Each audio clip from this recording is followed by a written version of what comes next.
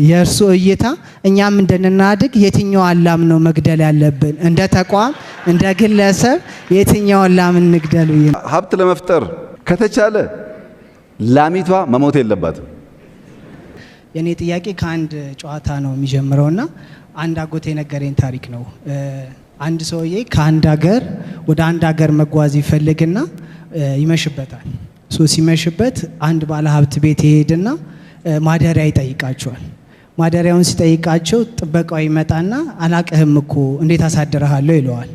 ሰውየውም በቃ ይመሽበትና ተናዶ ወደ ሀገሩ መግባት ስላለበት ያው መንገዱን ይቀጥላል። ከዛ እስቲ ደግሞ ትንሽ ሻል ያለ ቤት ያይና እስቲ ልጠይቃቸው፣ ያው እዚህ መንገድ ላይ ማደር አልችልም፣ ስለዛ ወደዛኛው ሀገር የሚያሻግረኝን እንዴት አድሬ የሚሄድበትን ብሎ አንድ ባለሀብት ቤት ከነገና ሲጠይቃቸው ውይ አናቀህም እኮ አንተ ምንድነው ምናሳይደርሃለሁ ምንም ነገር አይታወቅም ይሉታል። ሰውየውም በጣም እየተናደደ የሆነ መንገዱን ሲቀጥል አንድ ደሳሳ ጎጆ ቤት ያያል። እዛ ጎጆ ቤት እስቲ እነዚህ ስለራሳቸውም እንኳን የሚያድሩበት የላቸውም፣ እኔን እንኳን አያሳድሩኝም፣ ግን ለማንኛውም መንገድ ላይ ከማድር ያሳድሩኝ ይላቸዋል። ሰውየውም እሺ ማደሪያ ያለውም ያኔም እንደምታየው ትንሽ ደሳሳ ጎጆና አንድ ላም ነው ያለን፣ ማስደሪያውን እንሰጣለን ብሎ አንድ ላምም ስላለን ከሷ ላይ ያለችንን ወተት እንሰጣለን ይሉታል።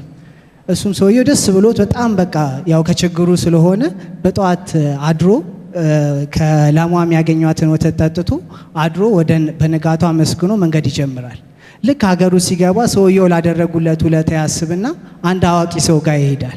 አዋቂውንም ሰውዬ እንደዚህ ከአንድ ሀገር ወደ አንድ ሀገር ሲሄድ ያሳደሩኝና የጠቀሙኝ የረዱኝ ሰዎች ስላሉ ምን ላድርግላቸው ይለዋል።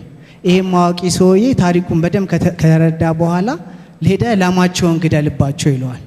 ሰውየው በጣም ይደነግጣል። ላማቸውን ከገደልኩባቸው እነዚህ ሰውዬ መኖሪያ የላቸውም ብሎ ያስባል። ከዛ አንድ ሁለት ቀን ከራሱ ጋር ያስብ ይቆይና ሄዶ ግን ይሄ ሰውዬ አዋቂ የተባለበት ምክንያት ስላለ ሄዶ በሁለተኛው ቀን ላማቸውን ሄዶ ይገልባቸዋል። እያዘነም ቢሆን ወደ ሀገሩ ይመለሳል። ከዛ ከሆነ ጊዜያት በኋላ ቆይቶ ይመለሳል። ሲያዩ ያቺ ትንሽ ደጋሳ ጎጆ የነበረችው አልማዋ ትልቅ የቤት ተሰርቶ ትልቅ የእርሻ ተሰርቶ ያያል። ሰውየው በጣም ይገረምና በሄደው ባለቤቱን አንኳኩቶ አንድ ከሁለት ዓመት በፊት መጥቼ ነበር እዚህ ቤትና ደሳሳሳ ጎጆ ነበረች ብሎ ይጠይቃቸዋል።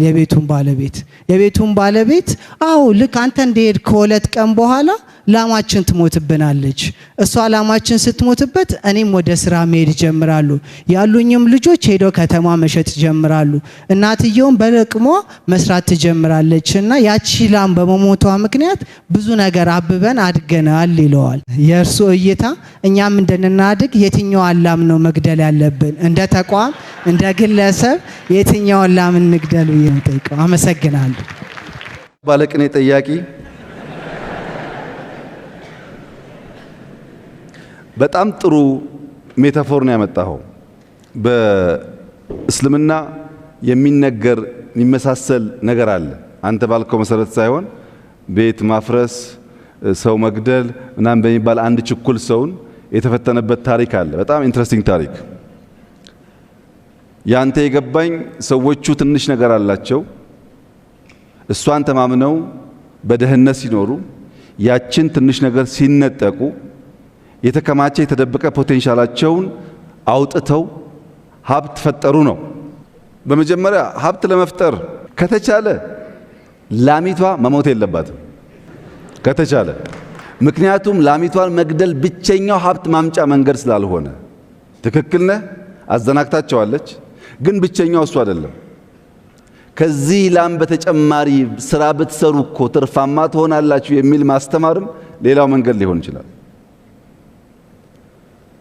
ነገር ግን ፊር አዲስ ነገር ኢምብሬስ ለማድረግ አለመሞከር ታስረህ ማለት ነው። በካልቸር ሊሆን ይችላል፣ በእምነት ሊሆን ይችላል፣ ይበቃኛል በሚል ልምምድ ሊሆን ይችላል።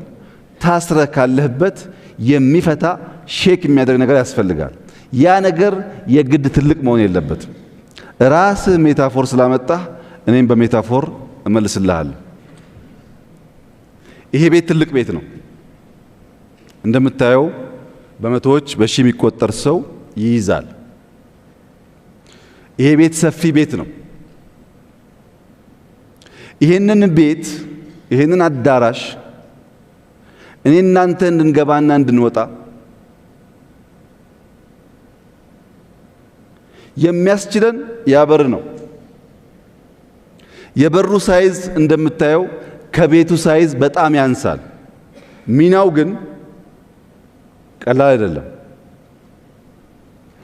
እንደገና በሩን ካየ በኋላ የበሩን መዝጊያ ጋን ብታይ፣ መቆለፊያውን ጋን ብታይ ከበሩ ሳይዝ በጣም ነው የሚያንሰው። ግን የምንከፍተው የምንዘጋው በሱ ነው። መጨረሻ ላይ ከሁሉ ያነሰው መፍቻዋ ቁልፍ የዚህን አዳራሽ 0.1% ሳይዝ የማትወስደዋ ቁልፍ ከበሩ እንኳን ስታስተያያት በጣም ያነሰችው ቁልፍ እራሱ ከጋኑም ስታስተያያት ያነሰችዋ መፍቻ ቁልፍ ግን እኔ እናንተን ቆልፋ ታስቀምጣለች፣ ከፍታም ታስወጣለች። ትንሿ ቁልፍ እዚህ በሚያክል ቤት ውስጥ ያለን ሰዎች መውጣት መግባታችን የምትወስን ከሆነ ሃምብል ቢግኒንግ ያነሰ ይመስል ቢግኒንግ ትላልቁን ነገር ሊያንቀሳቅስ ይችላል ማለት ነው። በዚህ አግባብ ኢትዮጵያ ውስጥ መጠየፍ ያለብን መሸሽ ያለብን መግደል ያለብን ነገር ዘረኝነት፣ ሰው መጥላት፣ መንደርተኝነት፣ ስራ መጥላት፣ የተሰራን ስራ አፕሪሼት ማድረግ አለመቻል። አፕሪሼት የማያደርግ ሰው የማደግ አስፕሬሽን የለውም ማለት ነው። እነዚህን ክፉ ልማዶች ላም ከምንገድል እኔ ጋር ነህ ብናስቀር ከትንሿ ቢግኒንግ ብንጀምር የምትመኘውን ብልጽግና ለማምጣት ያስችላል። መደመር፣ መስራት፣ መትጋት፣ ባለን ነገር አለመርካት፣ የበለጠውን ነገር አስፓየር ማድረግ።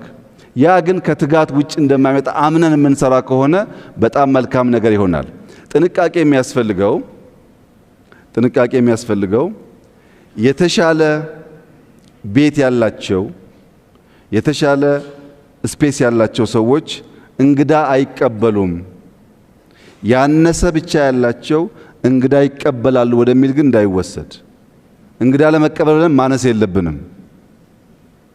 የተሻለ ሰርተን ያነሰ ሳይዝ ካላቸው ደግሞ ባህሪያቸው መውሰድ አለብን እንጂ ጥሩ አዛኝ ለመሆን እንግዳ ተቀባይ ለመሆን በጎጆ ውስጥ ደግሞ እንዳንቀር ጥንቃቄ ያስፈልጋል ማለት ነው።